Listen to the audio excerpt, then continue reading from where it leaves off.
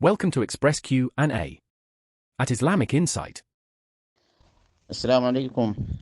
एक सवाल पूछा गया है मुझसे सफ़र मुसाफिर के बारे में कि मुसाफिर जो है वो जब अपने जिस जगह पर पहुंचा है वहां पर कसर करेगा या नहीं, और इमामत करा सकता है या नहीं।